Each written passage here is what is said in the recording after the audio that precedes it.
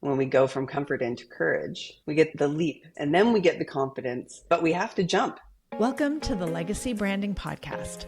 I'm your host, Laura Beauparlant, here to guide you through the journey of selling your business and building a personal brand that leaves a lasting impact. On the show, we'll explore real-life founder stories, expert insights, and actionable strategies to help you navigate the transition, avoid post-sale crisis, and create your impact-driven legacy brand. Whether you're thinking of selling, building to sell, or already on the other side, this podcast is your go-to resource for making your next evolution your best one yet. Let's dive in. Today on the Legacy Branding Podcast, I'm excited to welcome Kelsey Kitsch. Kelsey is the author of Success Hangover and a two-time recipient of Canada's Top Female Entrepreneur Award. She's built multi-million-dollar companies from the ground up before pivoting into the world of intimacy, psychedelics, and radical authenticity. Through her work with the Paramount Love, Kelsey helps high achievers rewrite the rules around connection, desire, and what it really means to live and love on their own terms. She blends real-world business experience with deep personal transformation, guiding people towards richer relationships and uninhibited self-expression. She's been featured in Forbes, the New York Times, and the Huffington Post, and speaks on stages around the world about sex, success, and the inner work it takes to feel truly alive. This is going to be a juicy conversation. Welcome, Kelsey. Thank you for having me. Actually, listening to that, I was like, I like her. I think she's doing okay. Yeah, I love that. What I loved is I read the last line of the bio that you sent me, and it says, brace yourself. Kelsey Kitsch doesn't just spark conversations, she ignites revolutions, which I absolutely love because you may not know this, but our brand position at Lab Creative is exit with impact, build your legacy brand, and ignite your revolution. Because it's all about that. I was like, oh, this is going to be good. Well, it's interesting because I think for the purposes of our conversation today, this idea of transformation and going through these changes in our life, and those of us who might remember the 80s in one way, shape, or another have put a few reps in. And to hear your own bio and just to recognize that a few things have happened in the interim, and to correlate directly with the work that you do, the idea that we're always in this state of invention. We're always in this state of like really speaking our truth as it is today, creating the content or the company or the thing that we want to do now. And so much of that is like understanding who we are so we can confidently communicate that, our brand, through our work, through our lived experience. If you're my age, you've done that a few times. We have a few things we can talk about. Absolutely. And I know we're the same age because we had that conversation the last time we met. It is true. We've lived a lot. We've built businesses and we have kids and families, and we're speakers, we're authors. We've done a lot of the things. And one thing I've noticed is that whether it's myself or friends or clients, is it often takes us getting to our sort of 40s, midlife, before we really start to realize that we've been living other people's rules. By their rules. We're not fully expressed. We're not being as authentic and true to ourselves because we're people pleasing or doing what we've been told to do and conforming to society's expectations. And then we kind of get to this point where we're like, screw the rules. And I think that's probably a lot of the people listening is they've built these big businesses and they're like, what am I building this for? And is this what I want? And they're at this point where they're grappling with who am I and what's next? Three things I pick up on that might be useful to the folks who are listening. One is, I think this life, when we do what we thought we were meant to do or told to do, or we adopted these rules, and I say that specifically, we adopted these rules, is like taking a moment to say, where did I acquire this? And did I even pressure test if it was mine? Most of us don't, because in my case, I was meant to get an MBA, I was meant to start a business, I was meant to win awards, I was meant to make the money. And I mean, Success Hangover, the book, came out of the experience of climbing the mountain, thinking when I got to the top, I would feel whole, getting to the top, feeling hollow, and saying, what kind of bill of goods is this? I did all the things. I jumped all the hoops, folks. And now I'm just decimated because I don't really know who I am or what I want or how I got here. It was just such a dark night of the soul. Meanwhile, everyone's going, you made it. This is great. You sold your business. You did the thing. And you're kind of in the silence of the night staring at the ceiling going like, I can remember not wanting to see people. Like, how do you introduce yourself when you don't have, I'm the owner of, or the founder of, or the CEO of, or whatever? So ultimately, I adopted this kind of thing where I would say, what do I do? Like, what did I do to build those businesses? What did I do in that career that really made it successful? Why do I do that thing? So now when I introduce myself, I say, I'm Kelsey Kitsch. I'm a creator who deeply values intimate connection, because every business that I did, every career I had, I was creating. That's my KSF. And I was intimately connected with the idea or the vision or the people, like right at the soul level. No matter what I'm doing, that answer always applies. So an invitation to the people who are listening to think about that challenging transition point just around like, who am I? How did I test what it is that I'm building? And not to lose faith or lose hope when you're no longer the CEO. Title is gone and kind of this attachment to that. That was really tough. But here's the great news. Through all those things, as you have done too, we collect all these tools and we put them in our tool belt, and those stay with us. And so this next stage is kind of like the great reinvention. It can be really exciting, but we did it once before. It's just now that we know the stakes. First time we did it, we didn't have any idea what we were doing. Sometimes I think if I could go back to 26-year-old Kelsey when she started her first business and be like, hey girl, here's all the tools. Like, she would have been so thrilled knowing all the people we know now, learning all the lessons we've learned. But it's terrifying to go about change, to go about transition, to do the next thing. And we started our businesses around the same age then. I was 25, 26 when I started my first business too. Everything you just said, it rings so true, because I think this is why I've really focused on supporting founders, hopefully before they exit, because I've worked with many on the other side when they've gone through that dark soul of the night and they've suffered and they've struggled because they've lost their identity. And I'm like, oh, I could actually help them before they exit. If I can help pull apart their personal brand from the business and separate their identity from the business becomes more sellable because it's less founder centric, but they understand, like you did that work, you understood that common thread that linked everything you did. That's absolutely what I do with people, to help them. Like, who am I aside from this business? What's the impact I want to create? What's the legacy that I want to create while I'm here? And how can I do that through whatever that is? It becomes that North Star. And then when you leave your business, doesn't mean you're not going to still have some level of an identity crisis because of this shift, but I'm hopeful that it would lessen the existential crisis. So maybe it's just a crisis. I think we underestimate the patterning that happens when we go about these transformational changes. You're used to the way that you drove to work, the calls that you got, the emails that you would wake up to on Monday morning. That there's this kind of system that it becomes a heartbeat of our lives. And when that changes, it creates a lot of space. And they talk about the music is created in the space between the notes. That's a quote that people say all the time. I think that the challenge for a lot of us is we spend so much time filling in the space between the notes, getting so busy and full and building in all the things that as soon as it gets a little quiet, we're just stuck with us and ourselves and our ideas. It's a great opportunity for us to create an inventory. And if we're really honest, like really the kind of honest that kind of makes you feel sick to your stomach, we can have a second half or a third inning or whatever, depends on the round you're in, that is so much richer and deeper and exciting. But it takes some real truth and some real candor and some real soul deep listening to show people who you really are. And that can be scary. And what's funny is most of them kind of had an idea anyway. Like, we think we're doing this great ruse by showing people 80% of ourselves and building this business and doing all these things. And then this part we keep away. And then eventually when we come out with whatever it is, me with my like psychedelics business and my sex business and whatever, and people go, well, of course, Kelsey, like that's not that far off from what we done. And I'm going, what? Well, see, I saw this, but I didn't. Yeah.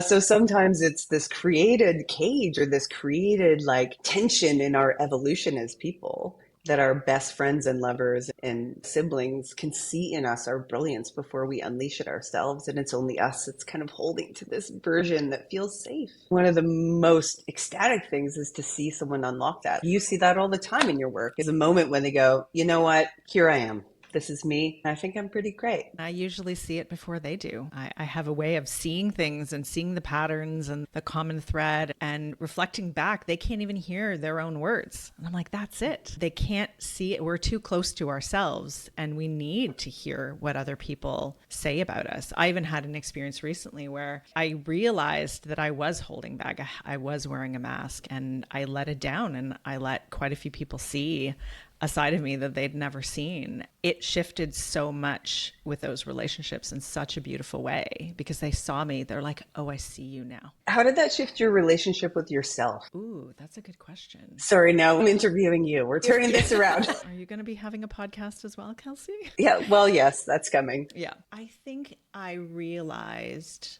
that people actually love the part of me that I was hiding and that she's important and needs to be seen. Yeah, isn't that so wonderful? It's liberating. Even I think we're always still learning. We're always still unfolding. Like I've done a lot of work. I've done a lot of the inner work, the psychedelics, the journeys, the breath work, the adventure travel, the time with self, the space between the notes. And yet I'm still learning about myself. And that's the beauty of life, is that it is an unfolding and we are still evolving. And it's so much fun, terrifying, but fun, just like a roller coaster. And those moments where we get to understand ourselves differently. I always love this idea of introducing myself to myself. If I was introducing myself at a party, like, oh, this is Kelsey, blah, blah, blah, blah, blah, I would say such wonderful things about her. You know, I'd be like, oh my gosh. And these realizations and these deep knowings and some of the things that I'm like, oh, would I tell people about that part of her when I introduce them? And with that, to your sharing about,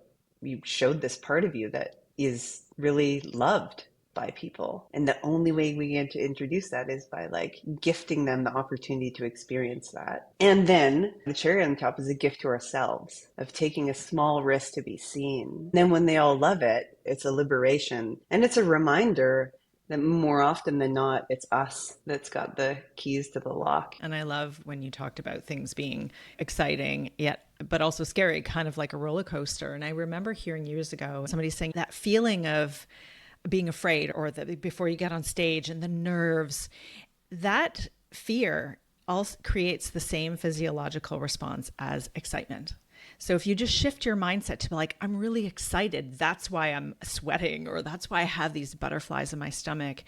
And so it's that idea of shifting the fear into excitement. We need to get out of comfort and into some of these situations that need courage. I was just on a trip and I got a hat, you know, Mike from Wayfinders, and it says courage over comfort. And we spend too much of our life in comfort and not in courage. Yeah, we bounce between these ideas. I love the courage over comfort. I think it originally comes from Brene Brown. There's this idea of confidence and competence that I think about because at this stage, we have all this competence we've developed.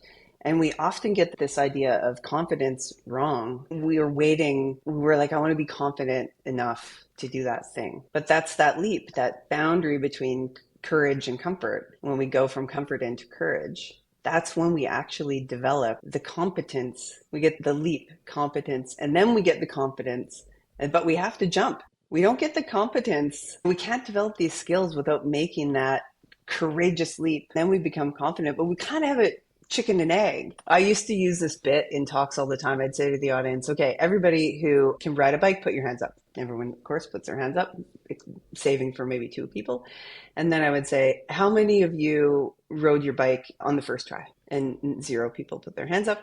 And I say, isn't it funny that now that we should know so much better, we expect ourselves to go about these tasks and get them right on the first try. And we have 0 tolerance for our own learning and our own error and our own skinning our knees because we think we should know better. We think we should already have it. So that's that courageous leap.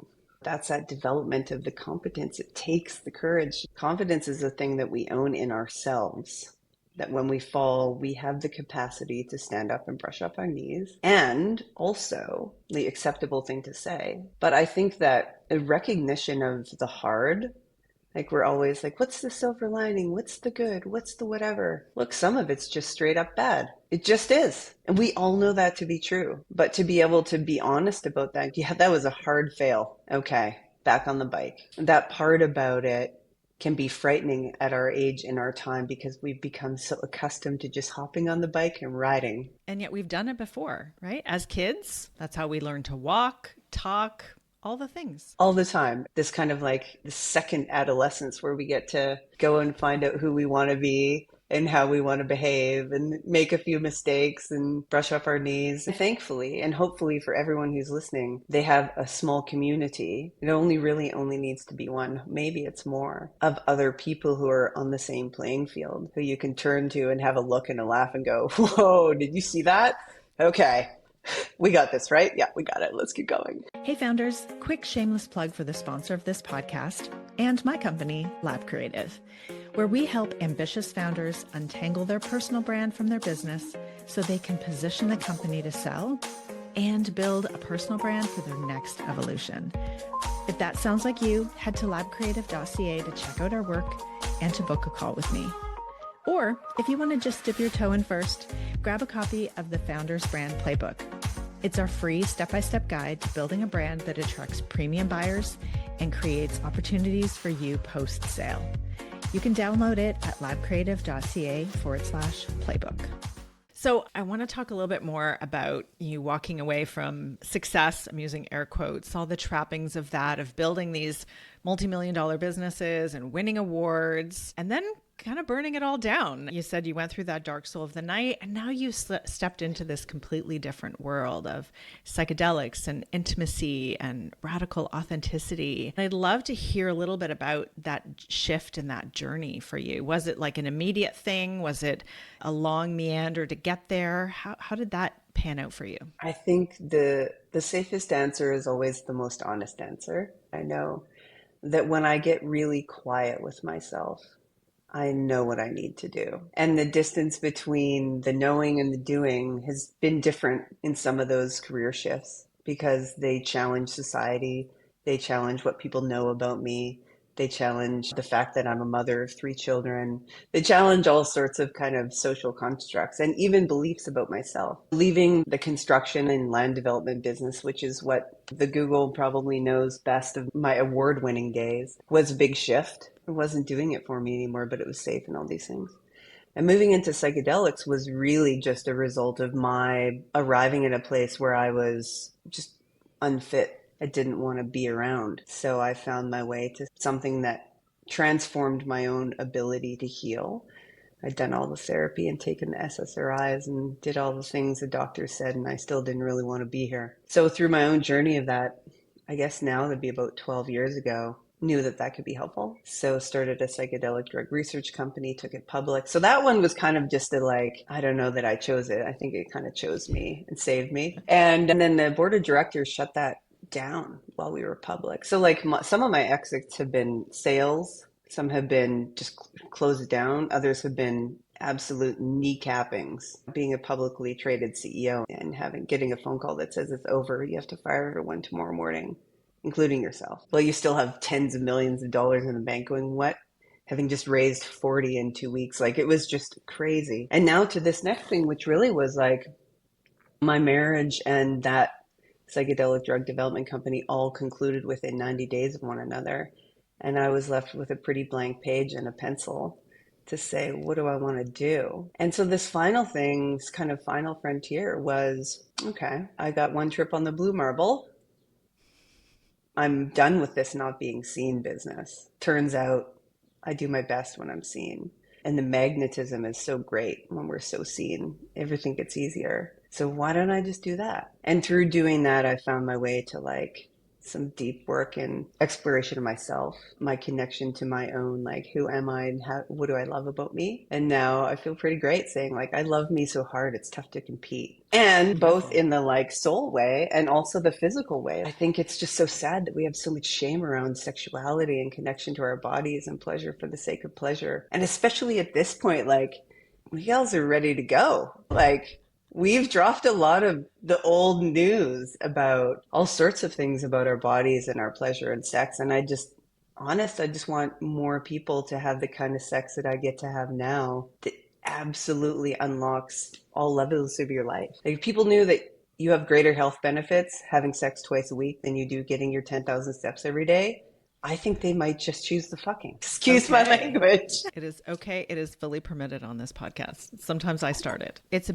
beautiful journey, and I know it was challenging in so many ways. I think a lot of people listening will maybe see some of their own journey in that, with things that maybe didn't turn out the way they expected, their next thing, and this idea that we know we don't need to ask anybody else what we should be doing. There's another should. We shouldn't be shoulding. Yeah, don't shit on yourself. Don't I say that in my keynote? We have to stop shitting all over the place because we do. It's such a natural thing to do it because you should. But what if that's not what you want? And what if you actually know you're just not listening? And I think that's where things like psychedelics and the work that you've been doing for years can really help people. If anyone listening is really ready to have a moment that feels easier and lighter and has that little kind of mischievous glimmer of like, okay, let's give it a shot, they know what they need to do. They really do. Like when you flip a coin, you say, okay, heads is leaving my corporate career. Tails is I'm going to stick it out and retire here. And you flip it. And the second it lands, you have that instant like gut.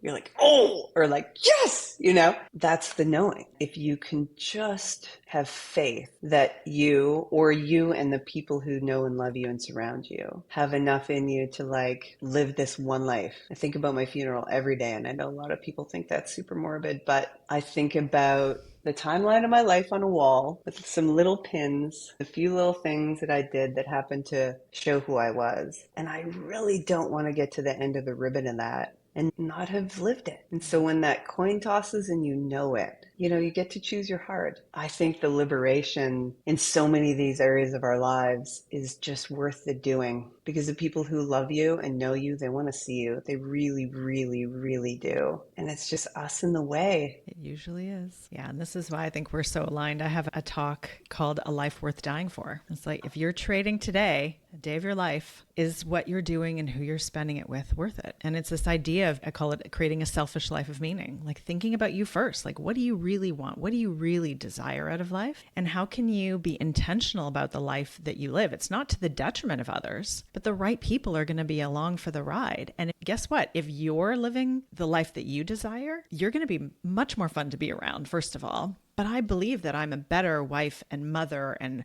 founder and friend because of how I live my life in alignment with me, not for everybody else, because I should do all of these things. I don't talk about it that often, but I had cancer, and my prognosis, like 17% of people survive it. Wow.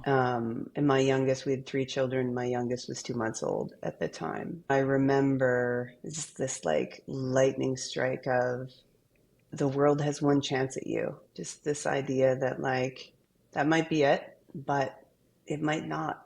I think a lot of people who survive cancer live in a lot of fear, and I respect and honor that. But I, in my smallest circle, say that cancer is one of the greatest gifts of my life, because I didn't know in my bones the difference between living and being alive. That's a beautiful distinction. And thank you for sharing. You said you don't always bring it up, but it is an important factor that people who have almost died or had an illness. I was almost killed in a car accident at 18 and spent years recovering from that. And so that near-death experience, similar to yours, is a gift. You talked about not everything has silver linings, and I know it did, but I also made it. And I choose the hard things. You mentioned that earlier too. I choose to do the hard things because I'm here to live, not just exist. And what a thievery from the people who know and love you to not live and be true. Like I think about that with respect to my kids. Like I'm stealing from them this person who's like fabulous if I don't go and be fabulous. And I think about the same for them. When I see them turn their light down a little bit, I'm like, come on, what are you doing? Show us. Like, I see you. Don't try and hide that shit. These moments that we get to be in, like, are you in or you out? Gonna be at the party, or are you gonna go home early? That's not to say all of life is a party, but it really is just to say that, like, if someone is listening who is thinking, you're just on the fence, or you're like, you're cracking the door open and you're not really sure. Look, I don't buy into this whole, like, everything is about growing and biggering and winning awards and more, like, more. I think it's simply about this. Listen and trust in your knowing, follow it, and just believe that this one shot you have here has meaning and that you can't know it on your own, like in the way that we have been taught to learn things, like with proof first, to listen and take the next small step and the next small step. And look, when it's a deep enough knowing, that shit's not going to go anywhere. It's just going to get louder. We all know it.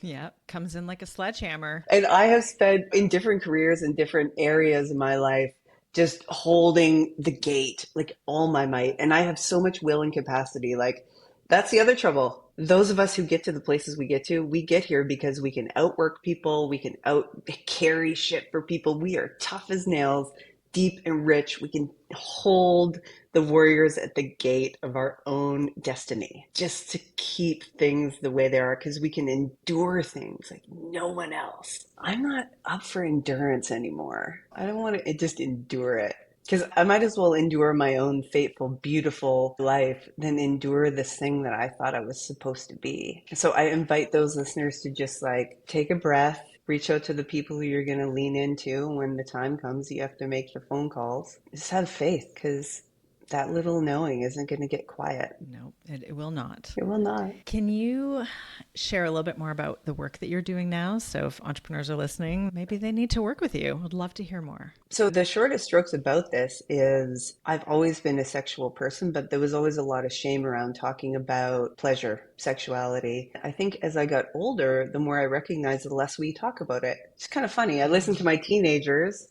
and they're talking about it. So and so is making out with his girlfriend tonight, all these kind of things. I watch all these relationships that really had a solid foundation kind of erode over time because they lack intimacy.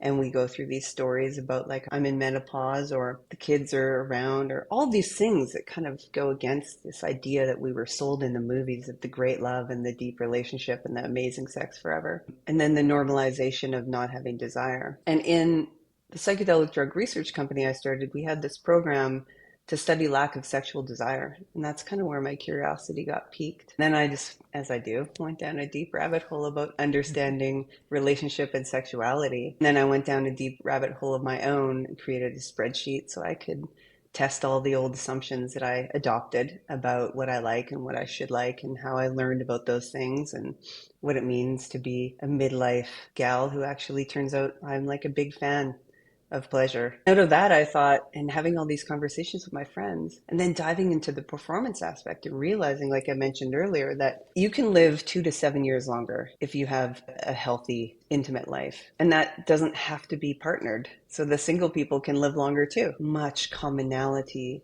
in relationships, especially in this stage and era of where you and I are sitting and kind of within 5 to 7 years on either side, around difficulty talking about what we really want with the person who we're supposed to be able to say those things to. It just becomes awkward over time. So there's so much work to be done.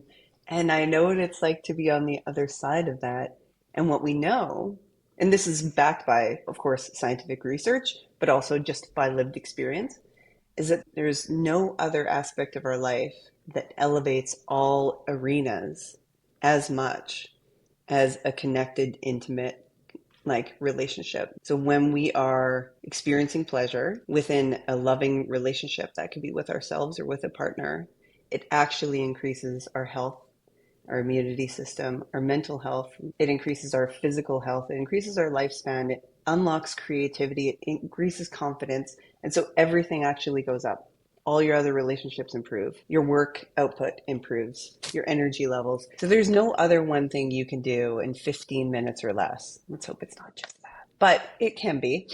And I'm thinking, holy Hannah, who's talking about this stuff? Well, you are. It's me. It's not, I nominated myself. I was like, God damn it. You know what? I was the gal in psychedelics who was happy to be like, look, I'm a minivan driving mom of three who has an MBA and a bunch of awards. Like I'm a reasonable contributing member of society and I'm for psychedelics. And so here I am again at the frontier of what not a lot of people want to talk about saying, hey, guess what?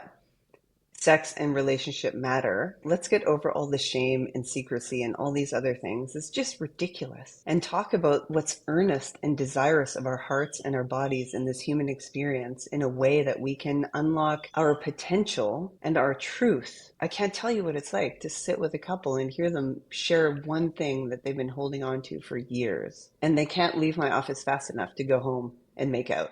And they're 70.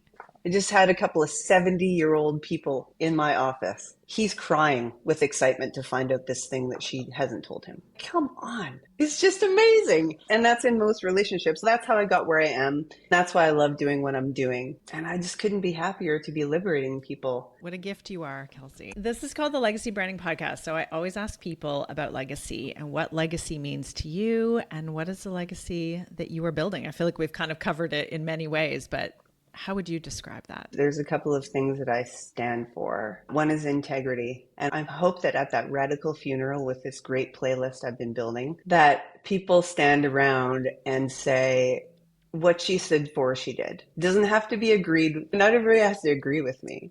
But I hope I've lived an integrous life. And I have been fully honest about who I am and what I stand for. And then the second is love. I know that that's a very psychedelic-y thing to say, isn't it? It's all love. But genuinely it is, because here's what I know. 200 years from now, probably less. No one will know if I like to dance or that my favorite color was green or what kind of music I liked. All of this will be effectively forgotten. I'm infinitely unimportant, but I'm tremendously important to the people who love me. If I can match that love and expand that love, then hopefully somewhere down the line, there's just a little echo of the beat of my heart that lives on. And so that's it. Just integrity and love. That's the whole show. Beautiful. I love that. And I truly believe that heartbeat, that echo is going to live on for many generations because you are showing up and you've done the work and you continue to, and you're living that radical,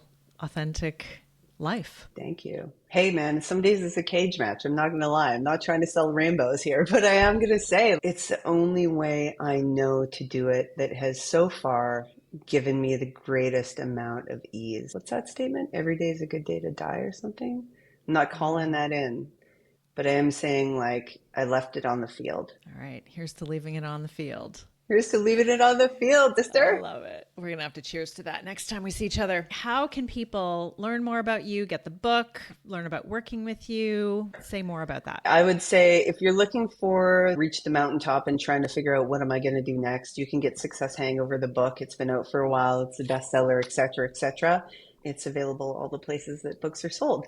Then I would say if you want to talk about the next stage in living your full life and you want to do some exploration around liberating yourself, you can sign up for the Liberation Letters. It's a newsletter where I talk about relationship and sexuality. If you want to talk about psychedelics, and you can just reach me at Kelsey Kitsch, because I'm at Kelsey Kitsch on Instagram, and you can look me up on LinkedIn. But for the most part, I'd say at the moment, you'll find me most communicative through the Liberation Letters, where you can also send in your questions like Dear Abby, and I will anonymously. It's wonderful. It's really wonderful listening to the things that people would like my thoughts on. Dear Kelsey, I love it. We'll make sure to add all of the links in the show notes so people can grab the book or sign up for the newsletter and connect with you. Thank you so much, Kelsey, for your candor and sharing. I think so many people are going to get so much out of this podcast. Thank you for having me. What a good time. Such a good time. Let's do it again. Amen. Thanks for tuning into the Legacy Branding Podcast. I hope today's episode has inspired and empowered you on your journey to building a brand that truly matters. If you enjoyed today's show, please subscribe, leave a review, and share it with other founders who you think would benefit from listening. And if you're ready to take the next step in building your legacy brand, visit our website, labcreative.ca, to learn more and book a call. Don't forget to join us next time for more conversations that will help you navigate your transition and create your legacy. Until then, I'm Laura Beauparlant.